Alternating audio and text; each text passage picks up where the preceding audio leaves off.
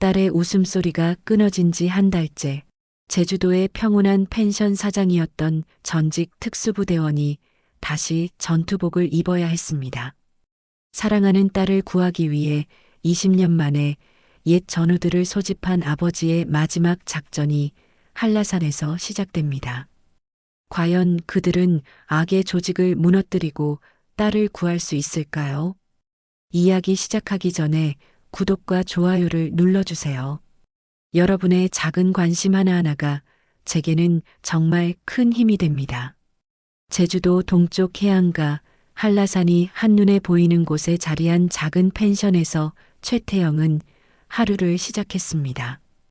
52세의 그는 20년간 특수부대에서 복무한 후 저녁과 함께 이곳으로 내려왔어요.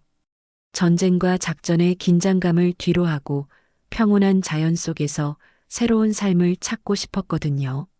아침 일찍 바다를 바라보며 커피를 마시는 것이 태영의 일과였습니다. 펜션 운영도 어느 정도 자리를 잡았고 무엇보다 딸 은주가 제주도로 돌아와 가까이 살게 된 것이 가장 큰 기쁨이었어요.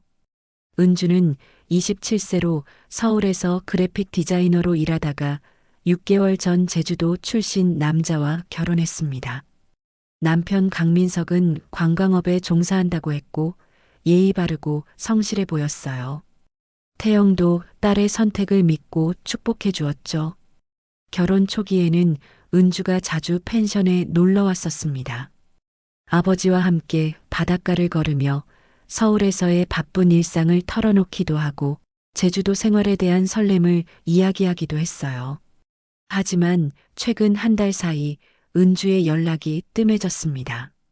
전화를 해도 받지 않거나 받더라도 목소리가 이상했어요. 바쁘다는 핑계로 만나자는 제안도 계속 미뤘죠. 어제도 은주에게 전화를 걸어봤지만 전화기 너머 딸의 목소리는 평소와 달랐습니다. 아버지, 요즘 정말 바빠요. 새 환경 적응하느라. 그런데 뭔가 어색했어요. 마치 누군가 옆에서 지켜보고 있는 것처럼 말을 조심하는 느낌이었거든요. 태영의 군인 본능이 경고음을 울렸습니다. 20년간 위험을 감지하며 살아온 그의 직감은 좀처럼 틀리지 않았어요. 무언가 잘못되고 있다는 확신이 들었습니다. 그날 오후 태영은 펜션 일을 마치고 은주가 살고 있는 서귀포시 중심가로 향했어요. 예고 없이 찾아가는 것이 실례일 수도 있지만 딸의 안부를 직접 확인하고 싶었거든요. 은주의 집은 서귀포 시내에서도 고급 주택가에 있는 2층 단독주택이었습니다. 시댁에서 마련해준 집이라고 들었는데 규모가 제법 컸어요. 관광업이 잘 되나 보다고 생각했었죠. 하지만 집 앞에 도착한 태영은 이상한 점을 발견했습니다. 대문에는 고급 보안 시스템이 설치되어 있었고 주변을 경계하는 듯한 남자들이 서성이고 있었어요. 일반 가정집치고는 과도한 경비였습니다. 태영은 조심스럽게 집 주변을 둘러봤어요. 그리고 2층 창문 사이로 은주의 모습을 발견했습니다. 딸은 창가에 앉아 있었는데 표정이 매우 어두웠어요. 마치 무언가에 갇혀 있는 것처럼 보였습니다. 태영은 밤까지 기다렸습니다. 어둠이 내린 후 집 주변 경비가 느슨해지는 틈을 노려 담장을 넘었어요. 특수부대 시절 익힌 침투 기술이 여전히 몸에 배어 있었습니다. 조용히 집 뒤편으로 돌아간 태영은 1층 창문을 통해 안을 들여다봤어요. 거실에서 들리는 대화 소리에 귀를 기울였습니다. 인연이 또 아버지한테 연락하려고 했지. 남자의 거친 목소리가 들렸어요. 이건 시아버지 강만수의 목소리 같았습니다. 죄송해요. 그냥 안부 인사만. 은주의 떨리는 목소리가 뒤따랐죠. 안부 인사. 좋지. 그런데 우리 사업 얘기는 절대 하면 안 된다고 했잖아. 강만수의 목소리에 위협이 담겨 있었어요. 태영의 가슴이 쿵하고 내려앉았습니다. 딸이 감금되어 있다는 확신이 들었거든요. 그런데 왜 시댁에서 은주를 이렇게 대하는 걸까요? 창문 사이로 더 자세히 보니 은주의 얼굴에 멍 자국이 보였습니다. 그리고 손목에는 밧줄에 쓸린 듯한 상처도 있었어요. 태영의 분노가 치밀어 올랐지만 섣불리 행동할 수는 없었습니다. 그때 강만수가 전화를 받는 소리가 들렸어요. 네, 내일 물건 들어오는 거 확인했습니다. 부두에서 직접 받겠어요. 무슨 물건을 말하는 건지 알 수 없었지만 뭔가 불법적인 냄새가 났습니다. 태영은 더 많은 정보를 수집하기 위해 집 주변을 더 탐색했어요. 차고를 들여다보니 고급 승용차 여러 대가 주차되어 있었고 그중 일부는 번호판이 가려져 있었습니다. 뒷뜰에는 대형 개들이 풀어져 있었고 집 곳곳에 감시 카메라가 설치되어 있었어요. 이런 보안 시설은 일반 가정집에서는 볼 수 없는 것들이었습니다. 태영은 조심스럽게 집을 빠져나와 차로 돌아왔습니다. 머릿속이 복잡했어요. 딸의 시댁이 단순한 관광업체가 아니라는 걸 확신할 수 있었거든요. 펜션으로 돌아온 태영은 밤새 고민했습니다. 경찰에 신고할 수도 있었지만 구체적인 증거가 부족했어요. 게다가 만약 강만수 일가가 정말로 조직적인 범죄에 연루되어 있다면 일반적인 방법으로는 딸을 구하기 어려울 수도 있었습니다. 다음 날 아침 태영은 인터넷으로 강만수와 그의 사업체에 대해 조사해 봤어요. 겉으로는 제주도 최대 관광업체 중 하나를 운영하고 있었고 리조트와 펜션 등을 여러 곳 소유하고 있었습니다. 하지만 뉴스 기사를 자세히 보니 이상한 점들이 발견됐어요. 몇 년 전 강만수의 사업체와 관련해 불법 도박장 운영 의혹이 제기된 적이 있었고 최근에는 관광객 대상 사기 사건에 연루되었다는 보도도 있었습니다. 태영은 더 이상 망설일 수 없다고 생각했어요. 딸을 구하기 위해서는 직접 행동에 나서야 했습니다. 태영은 며칠 동안 강만수 일가의 움직임을 관찰했습니다. 특수부대에서 익힌 정찰 기술을 동원해 그들의 일상과 사업 패턴을 파악하기 시작했어요. 강만수는 겉으로는 정상적인 관광업체를 운영하고 있었지만 실제로는 훨씬 어두운 사업에 손을 대고 있었습니다. 밤늦게 의심스러운 사람들과 만나고 항구 부근에서 정체불명의 화물을 주고받는 모습이 목격됐어요. 태영이 며칠간 추적한 결과 강만수 조직의 실체가 드러나기 시작했습니다. 관광업체는 단지 겉모습이었고 실제로는 불법 도박장과 유흥업소를 운영하고 있었어요. 더 나아가 마약 거래와 인신매매까지 연루되어 있다는 정황도 발견했습니다. 특히 충격적이었던 것은 은주가 이 모든 사실을 알게 되었기 때문에 감금당하고 있다는 거였어요. 결혼도 강만수가 자신의 아들을 이용해 은주를 통제하기 위한 수단이었던 것 같았습니다. 태영은 이 상황을 혼자 해결하기에는 무리가 있다고 판단했어요. 강만수 조직은 생각보다 규모가 크고 무력도 상당했거든요. 제주도 전역에 거점을 두고 있었고 조직원들도 수십 명에 달했습니다. 그날 밤 태영은 중요한 결정을 내렸습니다. 과거 특수부대 동료들에게 도움을 요청하기로 한 거예요. 이런 상황에서는 혼자가 아닌 팀워크가 필요했습니다. 첫 번째로 연락한 사람은 김상훈이었어요. 폭파 전문가였던 그는 현재 건설회사에서 일하고 있었습니다. 태영의 급박한 상황 설명을 들은 상훈은 망설임 없이 도움을 약속했어요. 두 번째는 저격수였던 이재혁이었습니다. 전역 후 사설 경비업체를 운영하고 있던 그도 즉시 제주도로 오겠다고 했죠. 마지막으로 정보통신 전문가였던 박민우에게도 연락했어요. 현재 IT 회사를 운영하고 있던 그는 해킹과 감시 시스템 무력화에 특화되어 있었습니다. 태영은 동료들에게 상황을 자세히 설명하며 작전 계획을 세우기 시작했어요. 강만수 조직을 상대로 한 구출 작전은 군사작전과 다름없었거든요. 다음 날부터 동료들이 하나씩 제주도에 도착하기 시작했습니다. 20년 만에 다시 뭉친 특수부대 팀. 하지만 이번에는 나라를 위한 작전이 아니라 소중한 가족을 구하기 위한 개인적인 전쟁이었어요. 펜션에 모인 4명은 밤늦도록 작전 회의를 가졌습니다.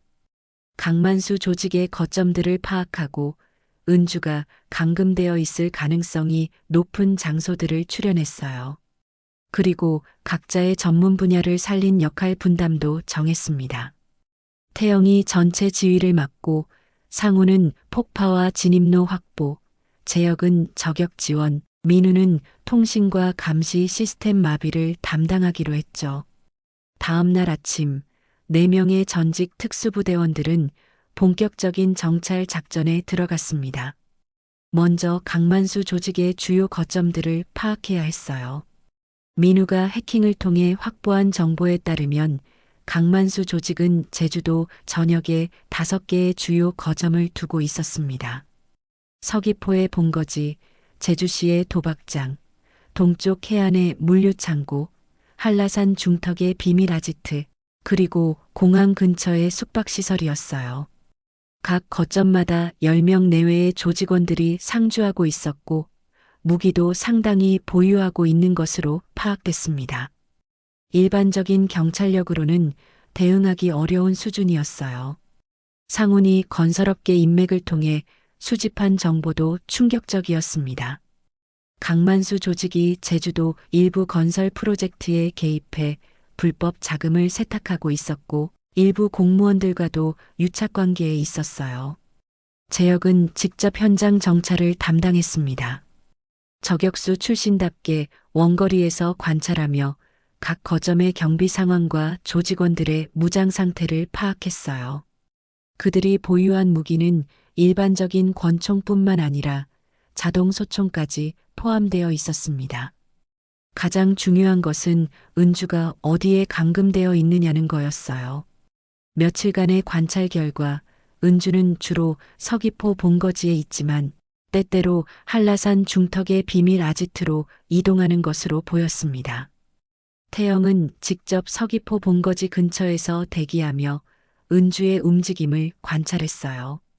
딸은 하루 종일 집안에 갇혀 있었고 외출할 때도 항상 조직원들의 감시를 받고 있었습니다. 어느 날 오후 태영은 은주가 조직원 2명과 함께 차를 타고 나가는 모습을 목격했어요. 조심스럽게 뒤를 따라가니 한라산 등반로 입구에서 차를 세웠습니다. 은주는 조직원들에게 이끌려 등산로로 들어갔어요. 태영은 원거리에서 이들을 추적했습니다. 30분 정도 올라간 곳에 외부에서는 전혀 보이지 않는 건물이 있었어요. 이곳이 바로 한라산 중턱의 비밀 아지트였습니다. 자연 지형을 이용해 완벽하게 위장된 이 시설은 강만수 조직의 핵심 거점인 것 같았어요. 태영은 조심스럽게 아지트 주변을 정찰했습니다. 이곳에서 강만수 조직의 핵심 업무가 이루어지고 있는 것 같았어요. 각종 장비들과 무기들이 보관되어 있었고 조직원들의 회의도 이곳에서 열리는 것 같았습니다. 펜션으로 돌아온 태영은 동료들에게 상황을 보고했어요. 한라산 아지트가 강만수 조직의 핵심 거점이라는 것, 그리고 은주가 때때로 이곳으로 이송된다는 사실을 알렸습니다. 우리가 상대해야 할 조직이 생각보다 훨씬 크고 위험해. 상훈이 심각한 표정으로 말했어요. 하지만 포기할 수는 없지. 은주를 구해야 해. 재혁도 고개를 끄덕였습니다. 어려운 작전이겠지만 우리가 해낼 수 있어. 20년 전처럼 말이야. 민우는 노트북을 열어 제주도 지도를 펼쳤어요. 각 거점의 위치와 조직원들의 동선을 표시하며 작전 계획을 구체화하기 시작했습니다. 태영은 동료들을 바라보며 감사함을 느꼈어요.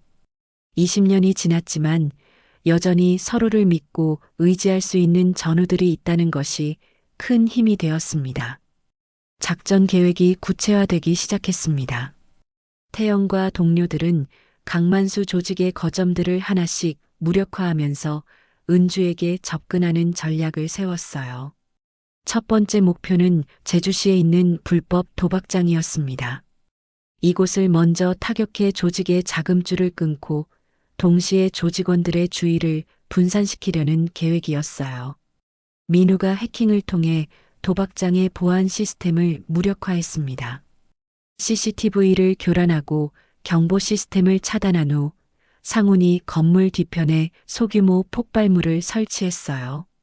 재혁은 인근 건물 옥상에서 저격 지원을 담당했고 태영이 직접 건물 안으로 침투했습니다.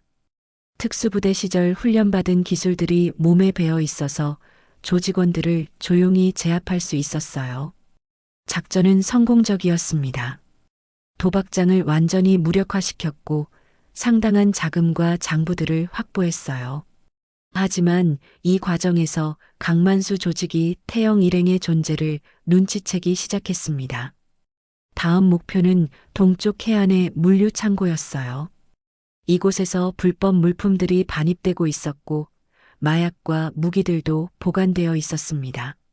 하지만 첫 번째 작전 이후 조직의 경계가 삼엄해졌어요. 물류 창고 주변에는 이전보다 2배 많은 조직원들이 배치되어 있었고 무장도 더욱 강화되어 있었습니다. 태영은 정면 돌파 대신 야간 침투를 선택했어요. 바다 쪽에서 접근해 창고 후면으로 들어가는 계획이었습니다. 작전은 예상보다 어려웠어요. 조직원들의 순찰이 촘촘했고 감시견들까지 배치되어 있었거든요. 상훈이 연막탄을 이용해 시야를 차단하는 동안 태영이 창고 안으로 들어갔습니다. 창고 안에서 태영은 충격적인 장면을 목격했어요. 마약과 무기뿐만 아니라 인신매매와 관련된 증거들도 발견한 거죠. 강만수 조직의 범죄 규모가 상상 이상이었습니다. 중요한 자료들을 확보한 태영은 조심스럽게 창고를 빠져나왔어요. 하지만 그 순간 조직원들에게 발각되고 말았습니다. 총격전이 벌어졌고 재혁의 정확한 저격 지원으로 위기를 모면할 수 있었어요. 하지만 이제 강만수 조직도 본격적인 반격 준비를 시작했습니다. 강만수는 분노에 차 있었습니다. 자신의 거점들이 연이어 공격받자 조직 전체에 비상령을 내렸어요. 그리고 태영 일행이 누구인지 알아내기 위해 모든 수단을 동원하기 시작했습니다. 조직원들이 제주도 전역에서 수상한 인물들을 수색하기 시작했어요. 펜션을 운영하는 태영도 의심 대상에 올랐습니다. 어느 날 밤 태영의 펜션에 조직원 서너 명이 나타났어요. 겉으로는 숙박을 원하는 손님인 것처럼 행동했지만 태영은 즉시 정체를 알아챘습니다. 다행히 동료들은 미리 다른 곳으로 피해 있었어요. 태영은 최대한 자연스럽게 행동하며 그들을 맞이했습니다. 하지만 조직원들은 계속 의심스러운 질문들을 던졌어요.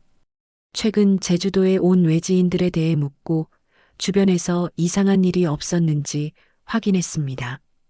태영은 침착하게 대응했지만 상황이 점점 위험해지고 있음을 느꼈어요. 특히 강만수가 은주를 인질로 삼아 더욱 강하게 압박할 가능성이 높았습니다. 다음 날 끔찍한 소식이 들려왔어요. 민우가 정보 수집 중에 조직원들에게 발각되어 공격받은 거였습니다.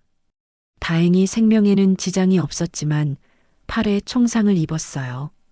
병원에 입원한 민우를 문병간 태영은 죄책감에 시달렸습니다. 딸을 구하려다가 소중한 동료를 위험에 빠뜨린 거였거든요.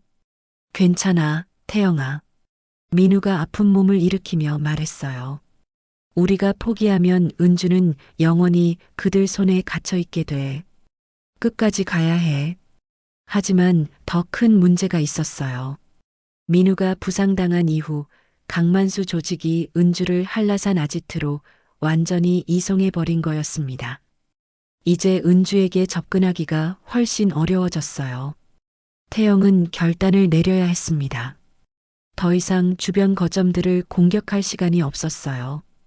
직접 한라산 아지트로 가서 은주를 구출해야 했습니다. 상훈과 재혁도 같은 생각이었어요. 비록 위험하지만 이제는 정면 승부를 할 때가 온 거죠. 그날 밤 세 사람은 마지막 작전 회의를 가졌습니다. 한라산 아지트는 강만수 조직의 최후 보루였고 가장 많은 조직원들이 집결해 있을 곳이었어요. 새벽 4시 태영과 상훈, 재혁은 한라산 등반로에 도착했습니다. 아직 어둠이 짙게 깔린 시간이었고 등산객들도 없어서 은밀하게 움직일 수 있었어요. 각자 전투 장비를 점검했습니다. 태영은 돌격 소총과 권총, 상훈은 폭발물과 진입 장비, 재혁은 저격총과 야간 투시경을 준비했어요. 아지트까지는 등산로로 약 1시간 거리였습니다. 하지만 조직원들이 곳곳에 배치되어 있어서 조심스럽게 우회해서 접근해야 했어요. 재혁이 선두에서 정찰을 담당했습니다. 저격수 출신답게 원거리에서 적의 위치를 파악하고 안전한 루트를 찾아 나갔어요. 30분 정도 올라갔을 때 첫 번째 경계 초소를 발견했습니다. 조직원 2명이 교대로 망을 보고 있었어요. 태영이 조용히 접근해 둘을 동시에 제압했습니다. 아지트가 가까워질수록 경계가 더욱 삼엄해졌어요. 곳곳에 감시 카메라가 설치되어 있었고 조직원들의 순찰도 촘촘했습니다. 드디어 아지트가 보였습니다. 자연 지형을 이용해 위장된 2층 건물이었고 주변에는 조직원들이 무겁게 무장한 채 경비를 서고 있었어요. 상훈이 건물 후면에 폭발물을 설치하기 위해 은밀히 접근했습니다. 동시에 재혁은 높은 곳에서 저격 지원을 준비했어요. 태영은 정면에서 주의를 끌기 위해 연막탄을 터뜨렸습니다. 순식간에 아지트 주변이 하얀 연기로 뒤덮였어요. 혼란한 틈을 타서 상훈이 건물 벽에 폭발물을 설치했습니다. 폭발과 함께 건물 한쪽 벽이 무너지며 진입로가 만들어졌어요. 총격전이 시작됐습니다. 조직원들이 사방에서 공격해왔지만 세 사람의 팀워크는 완벽했어요. 특수부대 시절 수없이 반복했던 훈련들이 몸에 배어 있었거든요. 재혁의 정확한 저격과 상훈의 폭발물 지원으로 태영이 건물 안으로 진입할 수 있었습니다. 1층에서는 조직원들과 치열한 전투가 벌어졌어요. 마침내 2층에 올라간 태영은 은주를 발견했습니다. 딸은 구석진 방에 묶여 있었고 얼굴에는 멍 자국이 여러 개 있었어요. 아버지. 은주가 눈물을 흘리며 태영을 바라봤습니다. 하지만 그 순간 강만수가 뒤에서 나타나 은주에게 총을 겨누었어요. 강만수와 태영이 대치하고 있었습니다. 강만수는 은주를 인질로 삼고 있었고 태영은 한 발짝도 움직일 수 없었어요. 여기서 끝이야, 아저씨. 강만수가 비열한 미소를 지으며 말했습니다. 내 사업을 망친 대가를 치러야지. 내 딸을 놔줘. 태영의 목소리는 차갑지만 절제되어 있었어요. 그때 갑자기 창문이 깨지는 소리가 났습니다. 재혁이 저격으로 강만수의 어깨를 정확히 맞춘 거였어요. 강만수가 비틀거리는 순간 태영이 재빠르게 달려가 총을 빼앗았습니다. 강만수는 바닥에 쓰러진 채 항복했어요. 건물 밖에서는 상훈이 남은 조직원들을 제압하고 있었습니다. 은주를 풀어준 태영은 딸을 꼭 안았어요. 괜찮니, 은주야. 이제 안전해. 아버지, 정말 무서웠어요. 은주가 아버지 품에서 울었습니다. 곧이어 경찰들이 도착했어요. 태영이 미리 신고해 둔 거였습니다. 강만수와 조직원들은 모두 체포됐고 아지트에서 발견된 증거들로 인해 조직은 완전히 와해됐어요. 며칠 후 은주는 이혼 절차를 마쳤습니다. 강민석도 아버지의 범죄에 연루되어 함께 체포됐거든요. 한 달 후 태영과 은주는 펜션에서 조용한 시간을 보내고 있었습니다.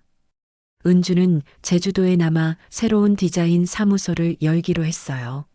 아버지, 정말 고마워요. 은주가 바다를 바라보며 말했습니다. 아버지가 아니었다면 내가 내 딸인 걸 자랑스럽게 생각한다. 태영이 딸의 어깨에 손을 올렸어요. 상훈과 재혁, 민우도 제주도를 떠나기 전에 펜션에 들렀습니다. 20년 만에 다시 뭉친 전우들의 마지막 만남이었어요. 언제든 도움이 필요하면 연락해. 상훈이 태영의 어깨를 두드리며 말했어요. 우리는 영원한 전우니까. 재혁도 웃으며 덧붙였습니다. 동료들이 떠난 후 태영과 은주는 한라산을 바라보며 새로운 시작을 다짐했어요. 이제 진정한 평화가 찾아온 거죠. 은주는 트라우마 치료를 받으며 천천히 회복되고 있었고 태영은 다시 평온한 펜션 사장으로 돌아갔습니다. 하지만 이번 일을 통해 두 사람의 유대는 더욱 깊어졌어요. 제주도의 푸른 바다와 한라산이 두 사람을 감싸고 있었습니다. 폭풍 같은 시간은 지나갔고 이제 정말로 평화로운 일상이 시작된 거예요. 오늘의 이야기는 여기서 마무리됩니다. 딸을 지키기 위해 다시 전사가 된 아버지의 이야기였습니다. 가족을 위한 사랑이 얼마나 강한 힘을 가지고 있는지 보여주는 감동적인 이야기였죠. 여러분도 소중한 사람들을 지키는 용기를 가지시길 바랍니다. 이 채널에서는 앞으로도 의미 있고 감동적인 이야기들을 들려드릴 예정입니다. 구독과 좋아요, 그리고 알림 설정까지 부탁드려요. 다음 이야기에서 또 만나요.